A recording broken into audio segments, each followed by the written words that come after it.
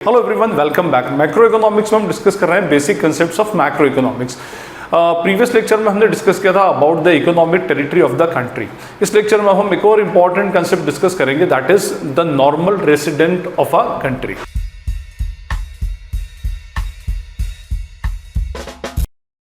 ये जितनी भी टर्मिनोलॉजीज या basic concepts of macro economics हम डिस्कस कर रहे हैं, ये सारे के सारे हमको नेक्स्ट चैप्टर के अंदर काम आएंगे, जो हमारा नेशनल इनकम वाला टॉपिक है उसमें। ओके, जैसे प्रीवियस लेक्चर में मैंने जो आपको इकोनॉमिक टेरिटरी का कंसेप्ट बताया था, वो कहाँ यूज होता है? ग्रॉस डोमेस्टिक प्रोडक्ट के डिटर्मिनेशन में। नेशनल इनकम के बहुत सारे डिफरेंट एग्रीगेट्स है, उसमें ग्रॉस डोमेस्टिक प्रोडक्ट भी एक एग्रीगेट है। फाइन।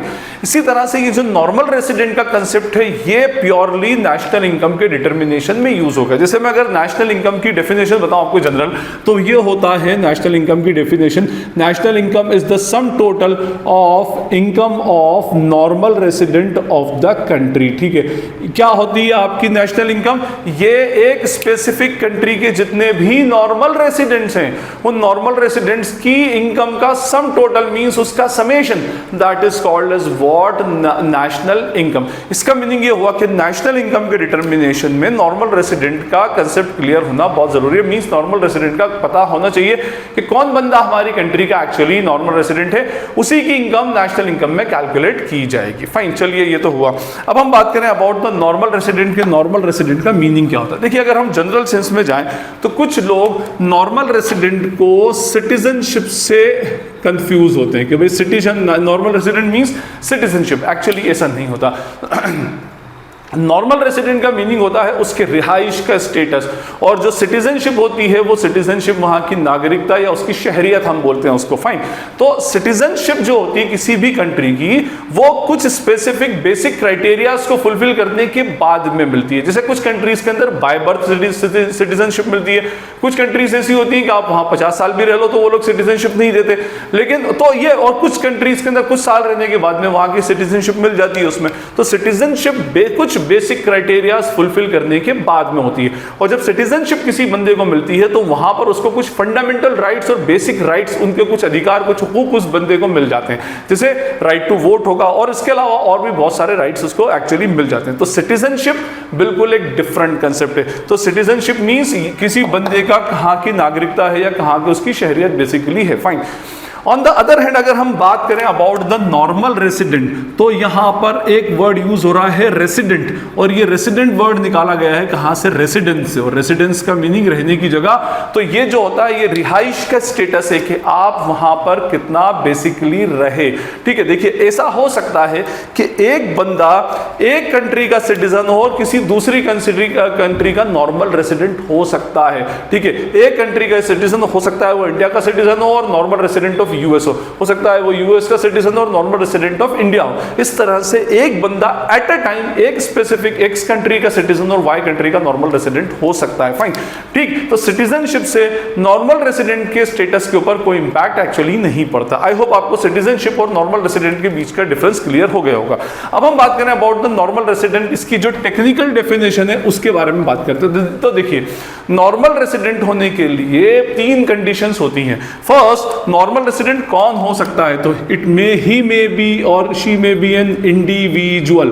तो सबसे पहले तो ये इंडिविजुअल हो सकता है, या फिर कोई एक स्पेसिफिक एंटिटी या ऑर्गेनाइजेशन या इंस्टीट्यूशन बेसिकली हो सकती है। ठीक है, अब देखिए, इंडिविजुअल मींस जो नेचुरल एंटिटी होती है, आपके और मेरी तरह के जितने भी इंसान हैं, वो सारे के सारे इंसान जो होंगे वो सब नेचुरल एंटिटी में आएंगे और इंडिविजुअल में काउंट होते हैं। अब आप किसी भी बंदे का नाम ले लें, आप अपनी बात कर लें, मेरी बात कर लें, या कोई भी आपके आसपास जो भी आपके फ्रेंड सर्कल में है, या जितने भी लोग ह्यूमन बींग्स हैं, वो सारे के सारे इंडिविजुअल कहलाते हैं।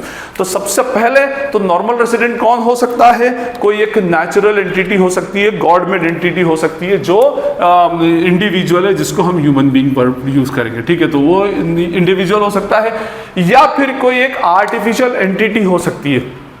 अभी आर्टिफिशियल एंटिटी का कंसेप्ट अपने क्लास 11 में पढ़ा होगा बिजनेस एंटिटी कंसेप्ट के अंदर। भाई देखिए, एंटिटी या ऑर्गेनाइजेशन या इंस्टीट्यूशन, कोई एक बिजनेस फर्म हो सकती है, कोई एक पार्टनरशिप फर्म हो सकती है, कोई एक कंपनी हो सकती है, कोई एक क्लब हो सकता है, कोई एक चैरिटेबल इंस्टीट्यूशन हो सकती है, कोई हॉस्पिटल, स्कूल, कॉलेज हो सकता है, कुछ भी अल्टीमेटली एक एंटिटी हो सकती है। फाइन, तो ये इसके अंदर कोई कौन कौन आ जाएगा, कोई कंपनी आ जाएगी, कोई पार्टनरशिप फर्म आ जाएगी, कोई एनपीओ आ जाएगा, नॉन प्रॉफिट ऑर्गेनाइजेशन, कोई एनजीओ आ जाएगा। इस तरह का कोई भी एक एंटिटी बेसिकली हो सकती है। फाइन, तो ये बात हमको समझ में आई कि पहली बात, कौन नॉर्मल रेसिडेंट कौन हो सकता है, एक इंडिविजुअल इंसान भी हो सकता है, और उसके अलावा आर्टिफिशियल एंटिटी भी हो सकती है जिसको इंसान ने या नेचुरल एंटिटी ने क्रिएट किया। Fine, this is our first point. चलिए जी, उसके बाद सेकंड, इन दोनों के बीच में और था, अब सेकंड के बीच में एंड लगा, मींस इसके साथ साथ सेकंड होगा ही और it should resides in that country. ठीक है, ये वो जो भी है वो उस कंट्री में रिसाइड रहना होना, मैंने कहा रिहाइश उसकी वहां पर होना।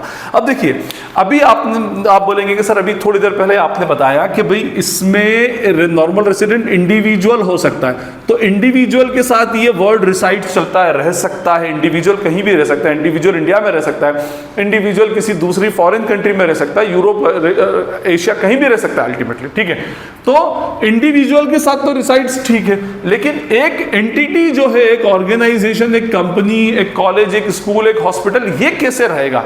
भाई ये तो एक आर्टिफिशियल एंटिटी, और आर्टिफिशियल एंटिटी कहीं रह नहीं सकती। ठीक है, वो तो सिर्फ एक क्या, एक सिस्टम है, एक क्रिएट किया हमने एक स्पेसिफिक एक्टिविटीज को परफॉर्म करने के लिए, तो इसका रहना होना कैसे हो सकता है? तो एक्चुअली इसके साथ वर्ड यूज होता है कि it should be located in that country.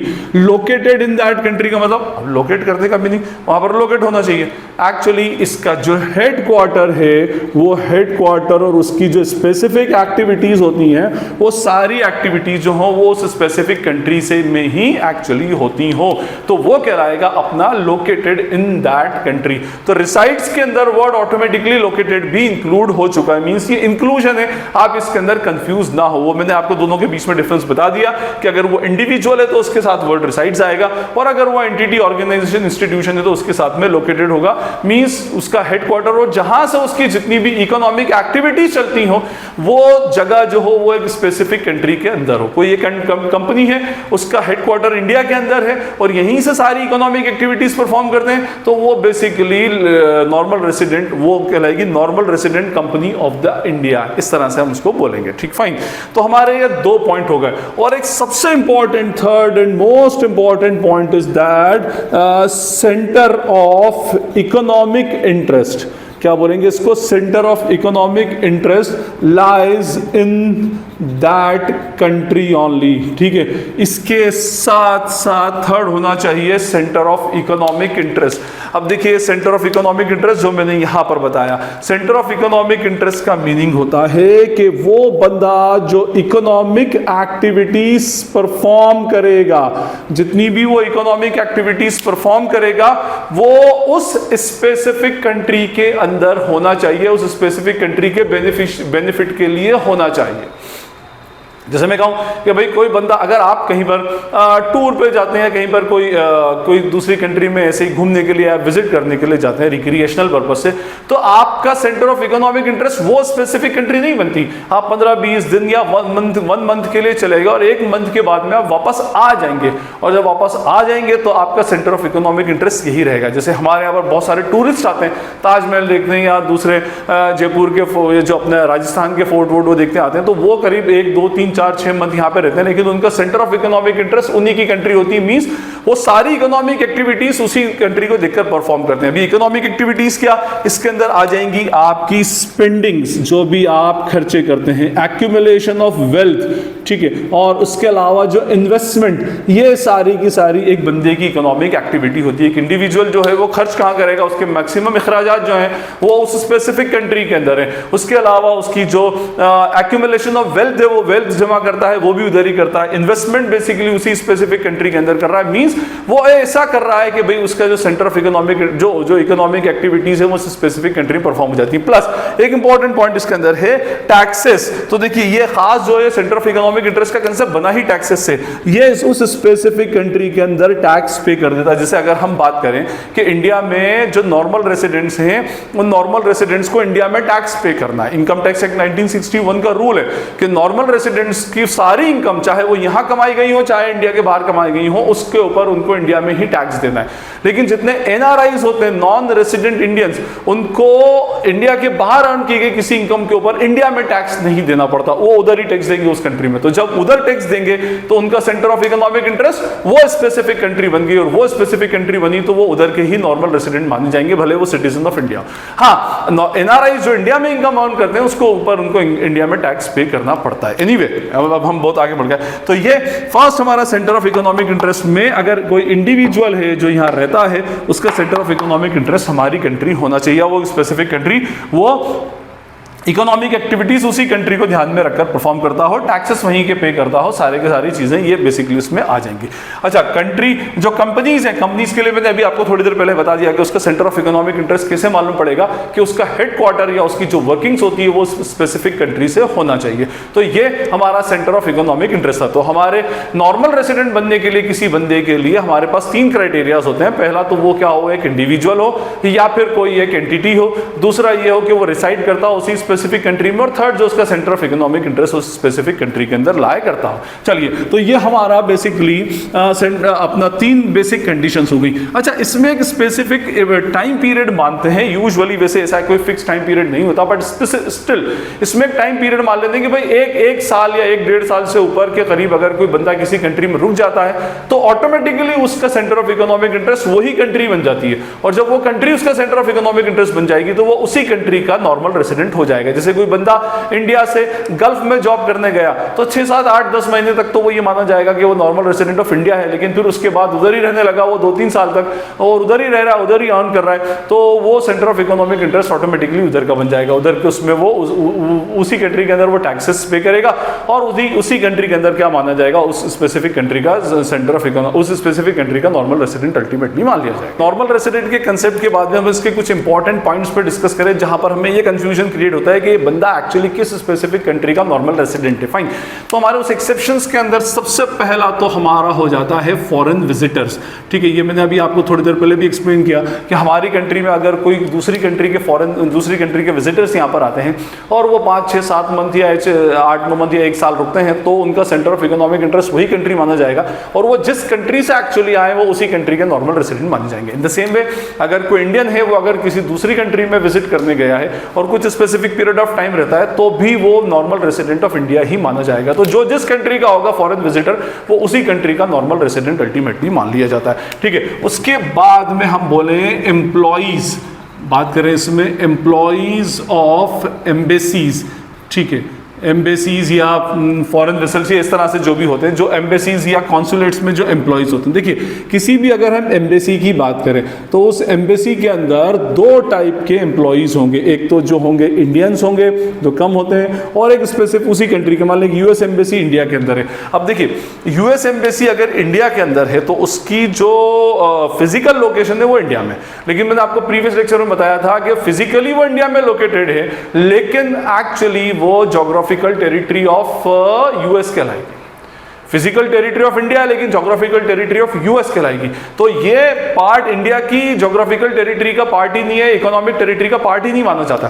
तो इसीलिए अब देखिए यहाँ पर 2 लोग काम कर रहे हैं, वो लोग जो इंडियन सिटीजन से इंडियंस हैं, तो ये सारे इंडियंस तो अल्टीमेटली क्या माने जाएंगे, नॉर्मल रेसिडेंट ऑफ इंडिया माने जाएंगे, लेकिन जो यूएस सिटीजन काम कर रहे हैं ये हमारे लिए नॉर्मल रेसिडेंट नहीं होंगे, ये normal resident of US he ultimately माने जाते हैं। फाइन, तो जितने भी एम्प्लॉइज उनका मैंने आपको क्लासिफिकेशन करके अल्टीमेटली बता दिया। उसके बाद में हमारे पास थर्ड एक पॉइंट है इसमें, जितनी भी इंटरनेशनल ऑर्गेनाइजेशंस है, ऑल इंटरनेशनल ऑर्गेनाइजेशंस। अब हम बात करें इंटरनेशनल ऑर्गेनाइजेशंस की तो कौन सी होती हैं? Just like World Health Organization, United Nations Organization या रेड क्रॉस हुआ, एमनेस्टी इंटरनेशनल हुआ। तो ये जितनी भी इंटरनेशनल ऑर्गेनाइजेशंस हैं, ये इंटरनेशनल ऑर्गेनाइजेशन कभी किसी कंट्री की नॉर्मल रेसिडेंट नहीं हो सकती।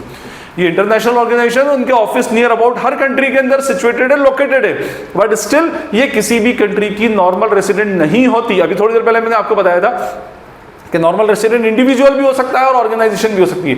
ये ऑर्गेनाइजेशंस हैं बट ये किसी भी कंट्री की ऑर्गेनाइजेशन के वो एक्चुअली नहीं हो सकते। उसके बाद हम बात करें employees working in international organisation. ये एम्बेसी के एम्प्लॉय थे और ये जो है इस स्पेसिफिक इंटरनेशनल ऑर्गेनाइजेशन के एम्प्लॉय है। मींस वर्ल्ड हेल्थ ऑर्गेनाइजेशन के यूएनओ के जो एम्प्लॉइज हैं। अब अगर इसमें काम करने वाले, इस ऑफिस में काम करने वाले अगर इंडियंस हैं तो ये बेसिकली क्या कहलाएंगे? आपके normal resident of India.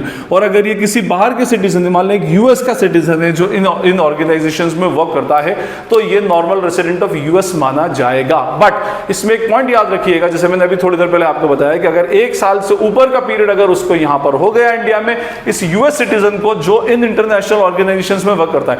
International organisation तो अल्टीमेटली किसी भी कंट्री की नॉर्मल रेसिडेंट नहीं है, बट अगर उसमें कोई फॉरेन सिटीजन वर्क करता है और उसको वर्क करते करते 1 साल से ऊपर हो गया और उसका centre of economic interest India बन गया, तो अल्टीमेटली वो normal resident of India he assume किया जाएगा। ठीक है, अदरवाइज इन जनरल वो यूएस का सिटीजन और यूएस का ही नॉर्मल रेसिडेंट मान लिया जाता है। नेक्स्ट पॉइंट है हमारा crew members of foreign vessels. ठीक है, या हम बोल सकते हैं कि सीजनल वर्कर्स। अगर देखिए कुछ क्रूज होते हैं, कुछ शिप्स होते हैं, वो एक कंट्री से दूसरी कंट्री में जाते हैं और उस कंट्री में फिर उनका लंबा चौड़ा स्टे होता है, एक्चुअली 3 मंथ 4 मंथ 6 मंथ। अगर उनका स्टे 1 साल से कम पीरियड का है तो वो जो भी उसके साथ जो क्रू मेंबर आए हैं, जो भी वो स्टाफ है, उनका नॉर्मल रेसिडेंट वो उसी स्पेसिफिक कंट्री का होगा जहां से वो एक्चुअली चले हैं या जहां के वो एक्चुअली हैं। फाइन। तो जो क्रू मेंबर्स हैं या जो सीजनल वर्कर्स हैं, ये कभी भी उस स्पेसिफिक जिस कंट्री में वो जा रहे हैं उस कंट्री के नॉर्मल रेसिडेंट नहीं बनते, क्योंकि ये आए हैं, उनका टाइम पीरियड यहाँ पर रहने का है, ज़्यादा टाइम रहने का है, तो भले वो यहाँ पर ज़्यादा टाइम रह लेंगे लेकिन एक्चुअली वो माने किसके, उसी स्पेसिफिक कंट्री के नॉर्मल रेसिडेंट अल्टीमेटली माने जाएंगे। उसके बाद में फिर हमारा 6th पॉइंट होता है इसमें बॉर्डर वर्कर्स।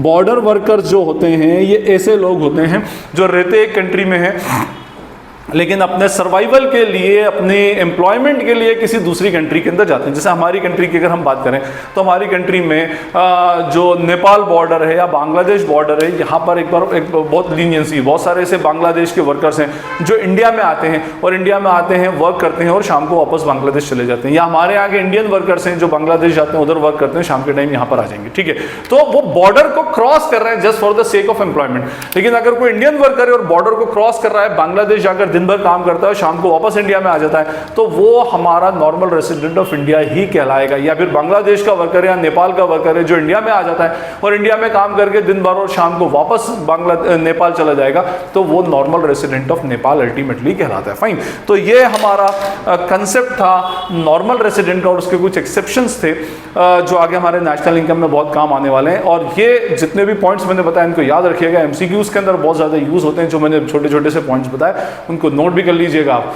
और अगर आपको कोई क्वेरी या डाउट लगती है तो आप उससे कमेंट सेक्शन में पूछ सकते हैं। और अगर आपको ये वीडियो यूजफुल लगता है तो सब अपने फ्रेंड्स के साथ में शेयर करें, वीडियो को लाइक करें और चैनल को सब्सक्राइब करें। This is Najeeb Hashmi signing off from Najeeb Hashmi's academy. Thank you.